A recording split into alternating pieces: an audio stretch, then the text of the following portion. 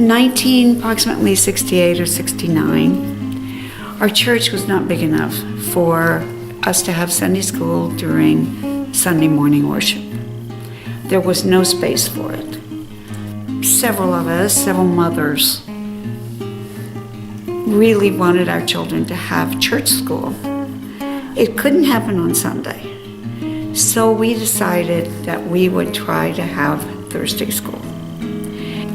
Thursday, because on Thursdays the schools planned nothing. It was church afternoon and night.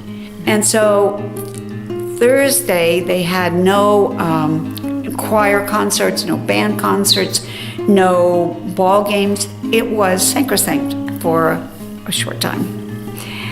And so we decided to have Thursday school.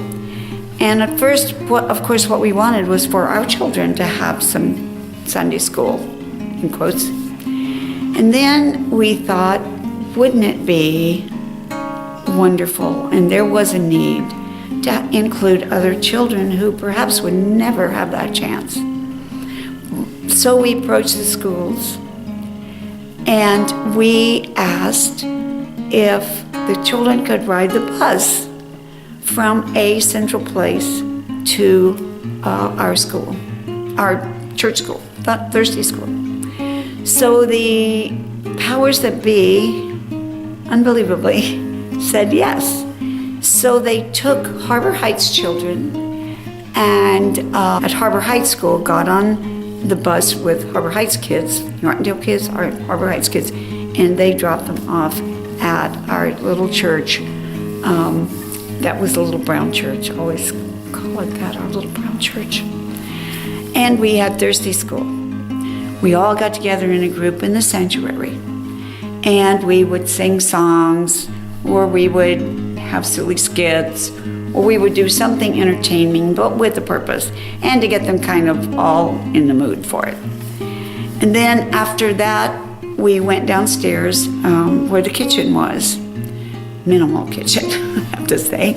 And we had snacks, which people had prepared for them. Then we broke into our own groups.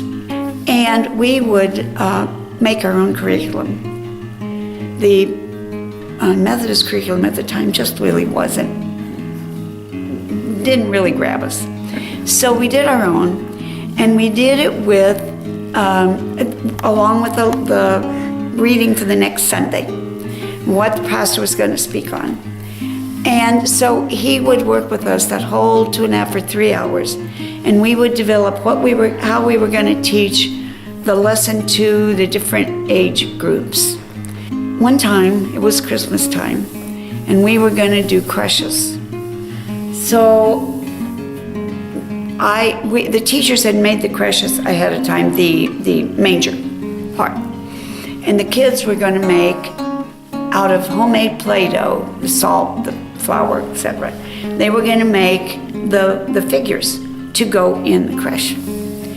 And so when it was time to go downstairs for snacks, one of my boys said that he did not want to go down for snacks. He wasn't hungry, he just didn't want to go down there. So I said, fine, you can stay upstairs, you can sit in the room, you can look at stuff, you can, play with the Play-Doh if you want.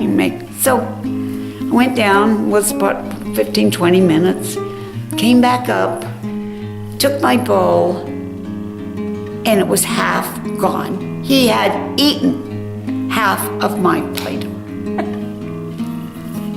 Well, so I'm looking at this thinking what to do. So I said, well, kids, today we're going to make miniature figures because I didn't make enough Play-Doh. One time my class was making banners for the sanctuary to hang up during some church season. And there was a group of children there that just absolutely could not have cared less about making banners. Bored, and didn't want to come. So my husband, David Whitney at the time, made a board out of really nice cedar, and he cut out pieces for a cross. And then he let the kids put it all together and sand it and shellac it and whatever else they wanted to do, pound the nails and all that stuff, which they loved. And then they got a my husband gave them his wood burning tool, and they made designs on this cross that hung in the sanctuary for very, very many years. And it really was quite lovely, and they were so proud of that. And they stayed in Thursday school. To me, Thursday school was a wonderful time. We had fun, teachers learned. I hope the kids learned, never know. And we met a need by thinking outside the box. And it's not something we can do again exactly that way, but we can think outside the box. And I absolutely loved it.